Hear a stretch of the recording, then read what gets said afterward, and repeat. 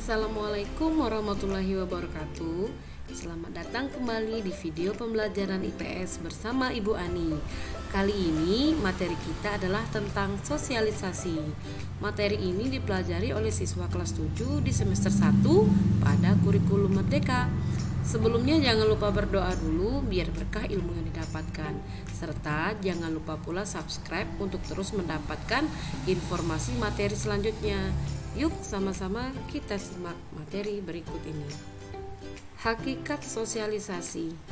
Sosialisasi adalah proses interaksi yang dilakukan secara terus-menerus sehingga membentuk kepribadian seorang individu.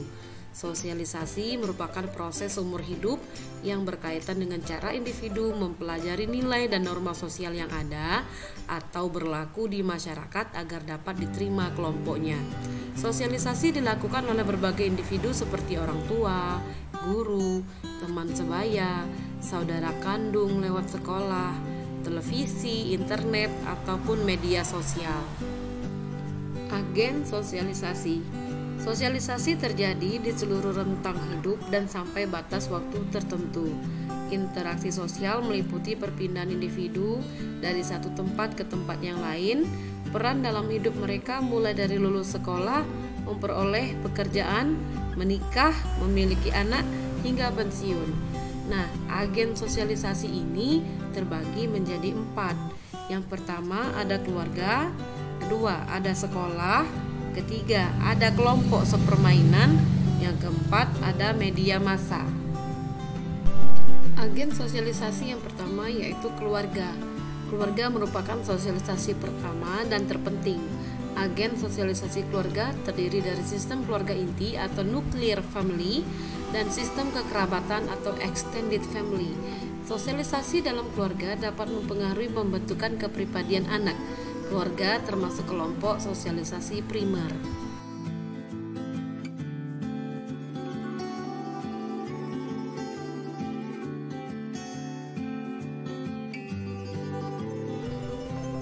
Kita lihat agen sosialisasi yang kedua, yaitu sekolah. Individu dihadapkan pada berbagai pengalaman berbeda di sekolah. Mereka berinteraksi dengan orang-orang dari berbagai latar belakang agama, kelas sosial, ras, etnis, dan kebudayaan. Agen sosialisasi sekolah merupakan bentuk sosialisasi sekunder.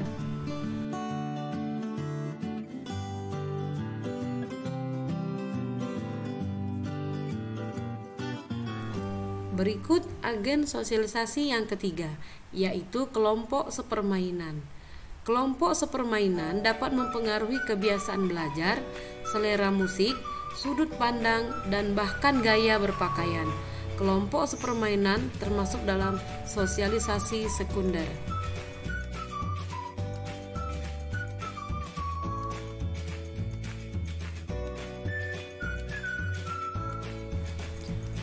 Agen sosialisasi yang terakhir yaitu media massa adalah sarana komunikasi satu arah ke masyarakat luas. Informasi yang disampaikan melalui media dapat menyebar secara cepat dan luas ke seluruh lapisan dan golongan masyarakat. Media massa termasuk ke dalam sosialisasi sekunder.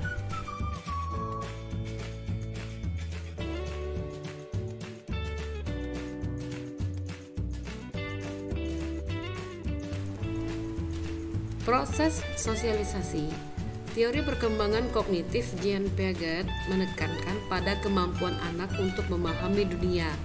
Piaget menjelaskan adanya perbedaan tahap anak-anak dalam belajar untuk berpikir tentang diri mereka sendiri dan lingkungan mereka. Berikut ada 4 tahapan agen sosialisasi.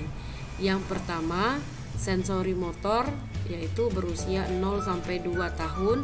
Yang kedua, praoperasional, usia 2-7 tahun. 3, operasional konkret, usia 7-11 tahun.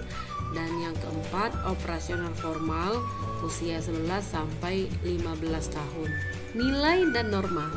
Norma merupakan aturan atau cara yang diterapkan masyarakat agar sesuai dengan nilai yang dianut oleh masyarakat setempat. Contohnya, norma atau etika berpakaian akan sama dengan tata cara berpakaian. Seorang individu harus menyesuaikan dengan nilai yang dianut masyarakat dalam berpakaian. Norma dapat berubah-ubah seiring berjalannya waktu.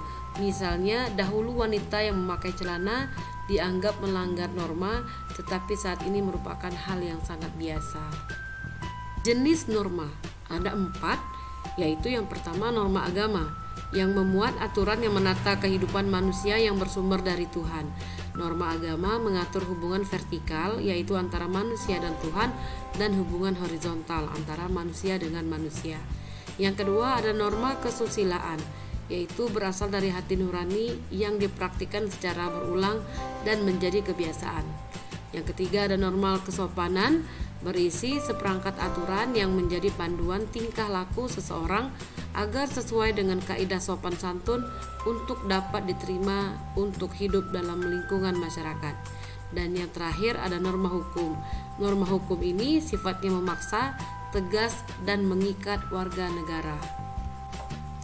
Dan next terakhir kita lihat peranan nilai dan norma, yaitu yang pertama mengatur kehidupan masyarakat untuk membentuk pola perilaku masyarakat yang tidak merugikan atau merusak tatanan yang ada dalam masyarakat. Yang kedua, menyeimbangkan hak dan kewajiban dalam masyarakat sehingga tidak ada pilihan yang merasakan ketidakadilan atas perilaku pihak lain. Yang ketiga, nilai berfungsi sebagai alat motivasi dan kontrol sosial. Sekian materi untuk hari ini. Jika ada pertanyaan, boleh disalin di kolom komentar. Terima kasih atas perhatiannya. Saya ucapkan Assalamualaikum warahmatullahi wabarakatuh.